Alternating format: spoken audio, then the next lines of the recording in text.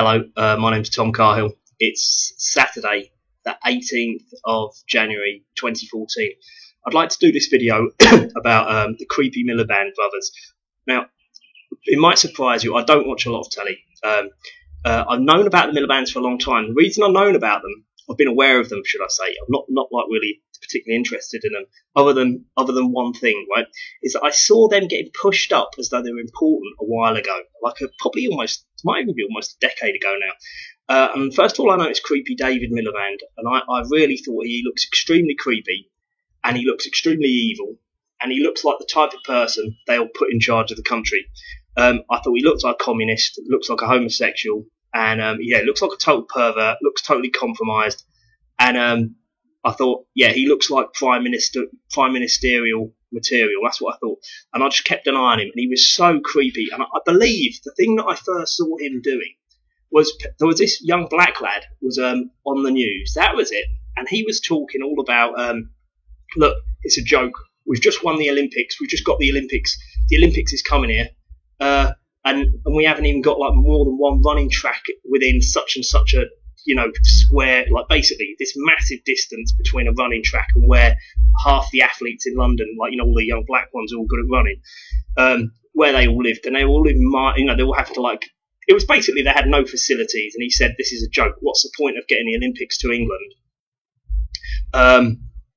What's the point of getting the Olympics to England if we haven't even bothered putting a proper show together? Now, there's lots. It was along those lines. And this is absolutely true because, to give you an example, in London, you can go and use big high diving boards in the Olympic Park. There are ones in there. There's no other swimming pool in London that have big diving boards. You just can't get any diving board that's above the one that's about 2 meters off the face of the water. It's not, is it 1.5 meters? It's just basically like jumping off the side of the pool, but slightly higher. You can't even get ones that are the height above that, the height above that. I don't know what the meters produce, but it's like jumping out of the first floor window of your house. And then there's the one that's above that, that's like jumping off the roof of your house, maybe. But it's not even that high now. But that's, if you use a sort of rough comparison, it's sort of similar to that. And the first two have got springy boards, and the top one's all square. Where I'm from in Gillingham, right, you've got the Black Line. Now they've horribly called it Medway Park for some creepy, weird reason, despite the fact it's a historical area. The pub nearby is the Black Line. They've taken off the great big sign, the big black line. There's a big sculpture on the side and put this stupid, wavy line on it instead, called it Medway Park. Absolutely ridiculous. Very, very irritating. And what they've done is that place that has got, to be fair to it, it's got 4 diving boards, 2 little ones, one that's about the height of your first floor, one that's like jumping off your roof. But you see, that's one of the only places anywhere near London that's got them. And it's not really near London, it's 36 miles away. So anyway, I digress. The point is that this young black lad was saying this is ridiculous. And then this creepy, and he said, what are we going to do about it? What kind of chance are we going to have if we can't even be bothered to get ourselves together? Now, get back to the diving board thing. I was living in London up until the Olympics. I was even in and around London at the Olympics for some of it. And I was looking at some stage, probably a year before the Olympics, and I was looking up to see if you could go diving in any of the places, because I think I was going to go on holiday and I wanted to have a little practice. And, there was nowhere in London that had diving boards. And there was some, diving clubs and stuff like that. But it was all completely ridiculous because they didn't have proper... I'm talking about diving, not scuba diving. And it was all just completely ridiculous. So on the run-up to the Olympics, I can tell you, you couldn't go into unless you got special permission or had some special information I didn't know. I even phoned up, diving clubs. And they said, no, there's no diving boards in London. They've closed them all down. So you see... For an absolute fact, this young black man had he wasn't even a man, I think he was like a teenager. He had a very good point there, and I remember thinking, I was getting quite angry because then this extremely creepy little cunt came on, this David Miliband, I believe, and he started going, we already have won the Olympics. We've already won it. We're going to have lots of opportunities, using all these wankery words like opportunities, all this stuff. I just thought, you creepy little cunt. I hate, these people, you just think immediately you hate them. And he was just, to say that after you've got someone who's actually going to be probably a likely contender, is going to be likely in it, and then he's just coming along and patronising him like that. It wasn't like, it was a video, a live link-up, so they weren't in the same studio or something. But you see, from that point on, I thought that guy is absolutely creepy beyond belief.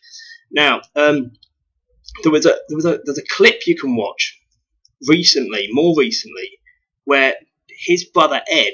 This is the thing. I'd seen Ed, and I just saw him as a kind of more gangly, bigger version of his little brother. Like often you get with brothers, you often get the bigger brothers a bit bigger, and you get the second brother looks exactly the same, it's just a bit smaller. Not saying in my family I'm the shortest, but the point is, that's often how it works.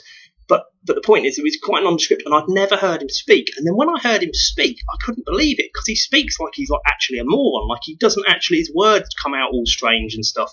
And it doesn't seem like a speech impediment. I think he's actually retarded. And there's this video you can see of him where somebody asks him some questions, and they ask him the same question about they ask him different questions, sorry. They ask him about 8 questions, and each time he just says the exact same spiel of words that he said for the question before it. It's absolutely incredible. I've recorded it. I've got it on my computer. But this is the thing. And it was quite a long spiel of words. Include probably 30 words, something like 3 or 4 sentences. And he's obviously just like paying absolutely no attention to how he comes across. And what I don't understand with these creepy Miliband's, I understand that you need to have extremely creepy subversives in power if you're going to bring in like a communist system like the EU. A Marxist system. You have to have extremely unpleasant people in power, and I understand that they would obviously fit the bill. These two, definitely, there's no question that they're exactly the right type of people. You really want to avoid. But the point was, why are they using people who are so obviously they're complete freaks? They've got absolutely no skill in anything, and they can't even read a sort of remember a kind of auto cue response and use it properly, because it was beyond belief, that one. He just keeps repeating himself. I forget who he was being interviewed by, but it was very strange, and it was the fact that he'd obviously remembered a big line, and he was just going to say the big line. And I don't think he actually deviated from it. He might have put one of the sentences before the other or something, or missed one of them out or something, but it was basically said the same thing each time. Very strange. Now, moving forward, right, there's been this what I would call planted story. Now, I don't know if there was an initial story which was true, but what it was is that their family, right, I think they're Hungarian Jews is the story, and they came to this country to escape persecution, and they did quite well here. Well, I don't know what you actually, it's a bit of a weird concept, doing well. I don't really know what I meant there. They came to this country. They've lived here a long time. They speak totally like English. They apart from Ed, who can't really speak properly at all. But the point is, these people, they're claiming that I think they were Hungarian Jews, and they're being persecuted, or scared they'd be persecuted. They came to this England, and their dad was a very active communist. Now, this has been known for a long time. I've known this for a long time now. I've also noticed the fact, other people have said to me, well, yeah, but look, they're clearly Jews. And it's like, yeah, they are Jews. They're East European Jews. So, of course, that's where most communists come from, isn't it? The evil communists who kill everybody are always from Eastern Europe. That's where they get them from. I think that probably now it's expanded a little bit, because Israel has got some Sephardic Jews, like proper Jews in it. But it's all these false Jews who, they're not Israelites, are they? Put it that way. And those people are the ones that do all the nasty communist stuff, right? Now, and if you look at any true evidence of things happening in the Soviet Union, every single one of the leaders was a Jew. None of them were from Russia, and they were all horrible, subversive, very creepy people. Now, the point is that if you've got Miliband's getting lined up to be the boss, nobody for some reason seems to care how they come across. That which I find, I just don't really understand. I can't even. Maybe that's part of the distraction. They come across so badly, people can't really work out what on earth they're looking at when they see them on the TV. I don't know. But the point is, he's coming out with this statement. Now, what you've got to remember, right? In the Soviet Union, I think had different rules in different areas. It's definitely ruled differently in different places. But in the Russian Soviet part of the empire, if you said anything like, oh, that leader, he's a Jew, or they're all Jews, or that commissar's a Jew, or whatever, you got an immediate death sentence, right? Because they didn't want anybody knowing. Well, everybody knew, but they didn't want anyone saying that communism is actually just, I don't really understand what it is. Because what do the people get from taking over and killing everybody? Because most of the horrible little commissars didn't. Well, I don't think they really did particularly well out of it anyway. But either way, it's a evil little Jewish sect which takes over and just murders everybody. So and that's why it had a capital crime attached to it. Now, what I think's happening with him is his dad was an evil communist. Sort of like, I think I don't want to get in trouble for saying it wrong, but I presume he was your typical wants to literally kill everybody. The typical type of proper communist. He wants to just take over, subvert the country, and kill everybody. That's the type of stock that I believe they're from. And he had a very bad reputation, and people said he hated England. Now, Ed Miliband there was saying, oh no, he loved England. And apparently, now he's died, there's been this story about how, he hated England and he was a complete scumbag and, basically just general negative stuff about him. But you see, the thing with me is, right, if someone's bad and you say bad things about them, well, that's fair comment, isn't it? And if there's a bit of a debate, you have a bit of a debate. Maybe there's good things and bad things. Now that's what free speech is about. But the problem with these Milibands is then another story came out. Now this is the one that I think is distraction news, right? This lady's apparently accused his dad of running over her cat on his bicycle when he was still alive, and she said something and he told her to fuck off, or something like that. Basically, this cat. So he's a cat murderer, right?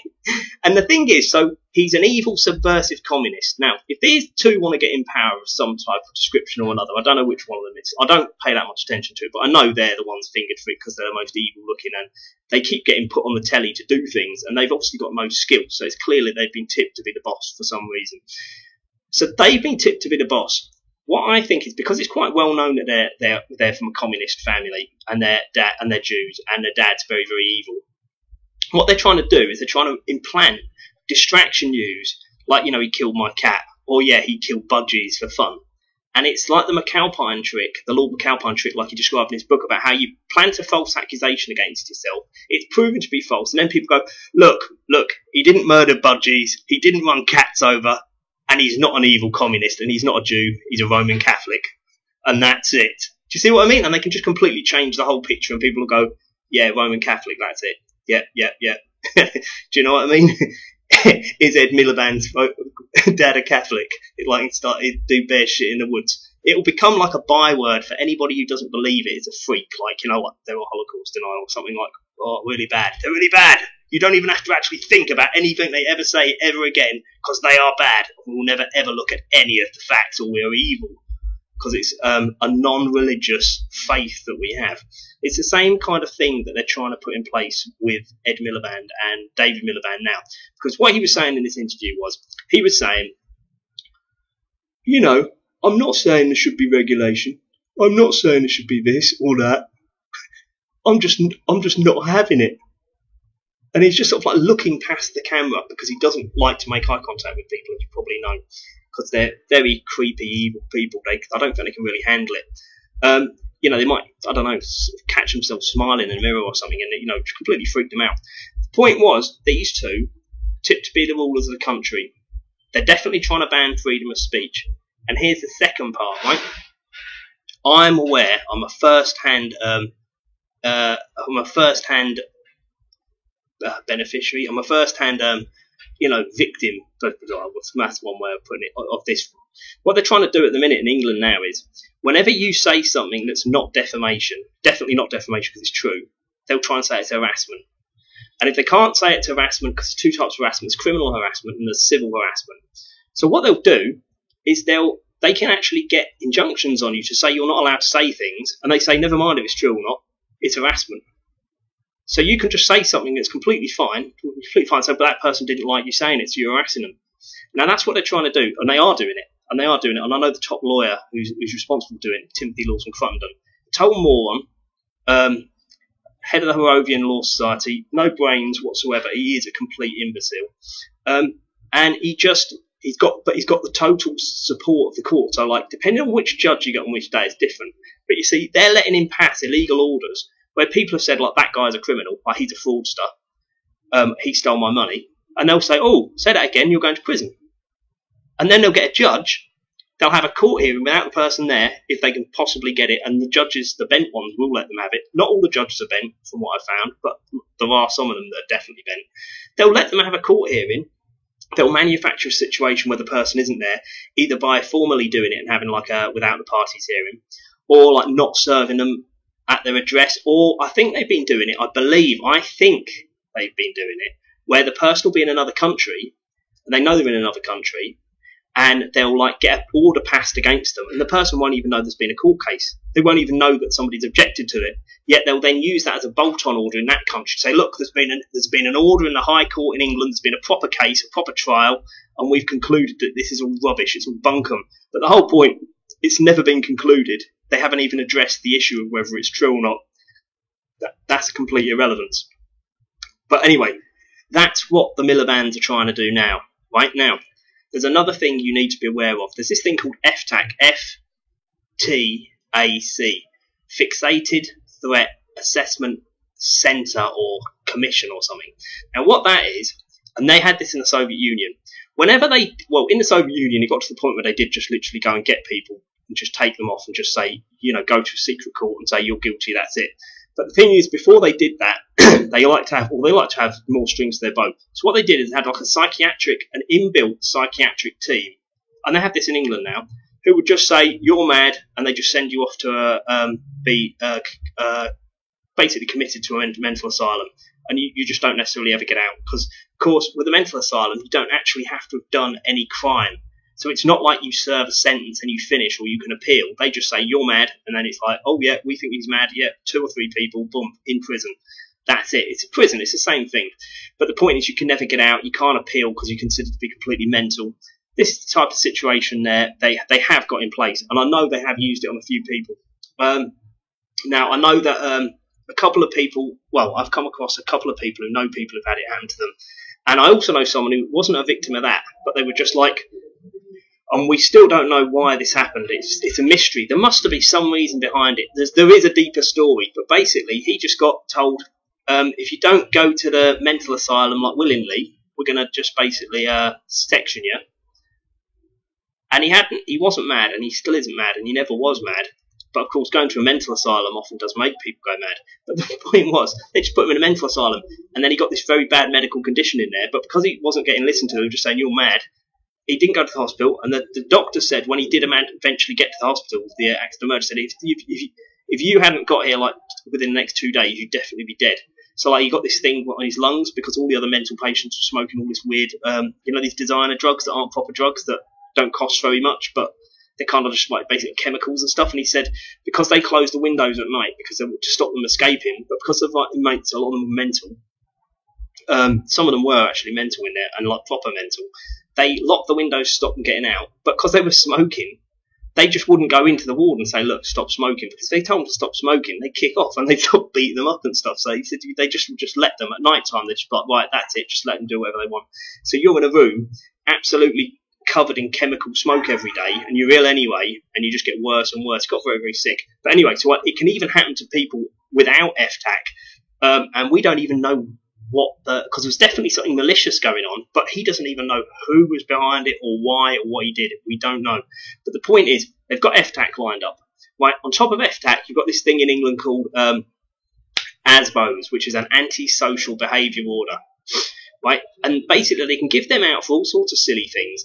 And I understand the logic. If people keep doing people's heads in, you just say, look, you're not allowed out at a certain time, or you're not allowed in that area, or blah, blah, blah. You can understand there's quite a good logic to it. But the thing with these things is they're not attached to actual crime. They sort of link them between the two. So it's like you don't actually have to have been caught shoplifting. They just have to sort of think you've shoplifted. It's kind of, you know what I mean? It's not like you've done something. It's like the family court and social workers. They just think you might be a danger to your children. It's like, well, what have I done wrong? Oh, that's not the point. You don't have to have done anything wrong. So it completely fucks the rule of law out of the window, and it's just a load of cranks who've got no idea about anything. It's just their ponderings about general stuff, which is, totally frivolous, totally inaccurate. And of course, then it results in anybody who's a real danger to children knowing how the system works. And there's very simple things like, I don't know if you know, but if you don't let social services into your house, if they say, can we have a look in your house? they can go in and then they can make a pretext of going in there again because they, oh no, we went in one time but we're concerned about this thing. But if you say no, fuck off, you cunts, that's all they can do. They could just say, oh, he called us cunts and wouldn't let us in. Oh well, we won't go back there then. That's the end of it. You see, they're not. There's things like being in your house. That is kind of like an agreement to allow them to sort of give an assessment of you. Do you see what I mean? But you don't have to let them in. But if you let them in once, they go, oh, we had concerns from last time. It's got a probable cause. They're generating probable cause. Like in America, they go past with a sound gun against your window, and if it goes over the sound, it's probable cause, and they can kick the door down and go in with shotguns and like beat everybody up and say, right, that's it. This is a drugs bust because you've had your radio on too loudly, and with the risk of shooting you, and if you've got pet dogs and they run at them, they'll obviously shoot them. It'll be a major, major bloodbath over complete triviality. Now, in America, obviously, it's a lot worse. But in England, it's the more creepy, the totalitarian tiptoe. It's not as overt as in America, obviously. And in America, you're not allowed to let your dog off the lead virtually anywhere in any city now, like that kind of stuff. In England, they're trying to bring it in, but people just ignore it completely. And I don't think anyone really has the kind of audacity to actually fine someone and pursue them for a fine for letting their dog off in the park. It's ridiculous. But anyway, so I think it's important. These things are all linked. The Miliband's are trying to get free speech banned. They're putting in this thing where you can have an ASBO or an antisocial behaviour order. There's another law coming in where if you are doing something which might be considered by somebody to be a nuisance, a bit like the harassment, which is just like, it might be, they're not going to say what it is or what could be and what's reasonable and what's not reasonable. They don't want to be restricted with that. But with this new stuff, it's all coming in and they're putting in the place for a total communist clampdown. And what they're going to be doing now, I don't know what the hate speech situation is in England because they've got lots of people around who they say have done hate speech, but generally they turn out to be MI5 agents and they put them in prison for like a week or something like that. They're all MI5 agents, right? Now, this is a little question for you on the end of it. For those of you who are trying to work out, am I one of the evil racists or terrorists that they keep telling you about that exist, but you don't know any of them. But Nick Griffin is the British National Party's leader. He's apparently very racist. Different people tell me different things. I know someone who knows him and he says doesn't think he's racist at all. Other people say, oh yeah, but he's just pretending. Other people say, yeah, he's pretending to be racist because he isn't. And they're all coming out all different stuff. The point is, right, if you look up the name derivation of a lot of these people, you can often tell a lot of stuff about them from their name derivation if you put it in, Now, with Nick Griffin, right, Griffin, that because it was the lion with the eagle's head sort of thing. Griffin, and with wings, but lion's feet and a lion's bottom part of a lion. Griffin, in the olden days, if you translated it, like obviously, I don't know whether this was because Griffin was also called a different thing, like the Griffin, the pretend animal, or the mythological, probably make-believe animal. But Griffin meant hook nose, right? So Griffin and Nick means something like leader of. So if you actually look the name derivation there, you've got to remember a lot of these people, if you actually look into their history, that you wouldn't have been called Nick Griffin when he was at school, for instance. Or some of them would have been called Nick Griffin when they were at school. Or they'd be going by a different part of their name. And if you look at the name derivations of these people, you can often work out what they're actually up to. Now, I can't work out from him. Now, this applies to all of the killers or the patsies, not the killers, the patsies in all of the American presidents' deaths. All of the different shootings, like the Sandy Hook shooting. Sandy is protector of man, which is why dogs are called Sandy. Hook means to grab. So you've got protector of man, which is guns. Hook, gun grab. Sandy Hook, the Sandy Hook shooting. So they focus on the fact that it's a place as opposed to the person who's done it, because they give the message away there. You've got quite a few of them. A lot of it's covered on an article that a guy called John Kimber did called Assassin's Names Codes, or Assassin Name Codes, and it's on Before It's News. It's a very, very good article. You'll find it extremely riveting because he's absolutely hit the nail on the head there. There is something very strange about the names of all these patsies. Sirhan, I believe, was Wolf, but the way there was two Sirhans was a double, wasn't there? There was a double who had acne, who was wandering about.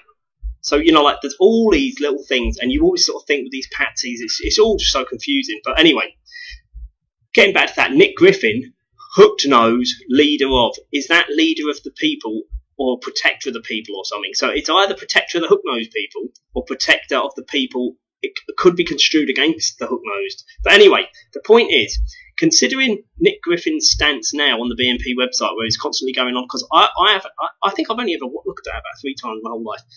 Recently I looked at it, it kept going on about Zionism. I've never seen that ever before. Now I thought, that's a bit strange. He's saying this is Zionist, that's Zionist. All of the contributors were saying on that. It's right at the start. This was Zionist, that was Zionist. Just going on about Zionist this, Zionist that, Zionist the other. And then I thought, well, hang on a minute. So David Icke was the first person to start going on about Zionist. Then other people started saying Zionist. It was like it was not the floodgates were opened, and all of a sudden it was allowed. Before it wasn't allowed, it was considered to be sort of like bad. But anyway, the point is that I don't know what his game is, Nick Griffin. I don't know what his game is, but that name derivation is something which does interest me, and I just don't really know what the answer is, because if that's the nearest thing you've got to an anti-communist candidate, and he's got a name which means protector of the hook-nosed people. That's probably not very good news. Okay, right, well, tell me what you think. Thanks a lot. Bye-bye. Oh, sorry.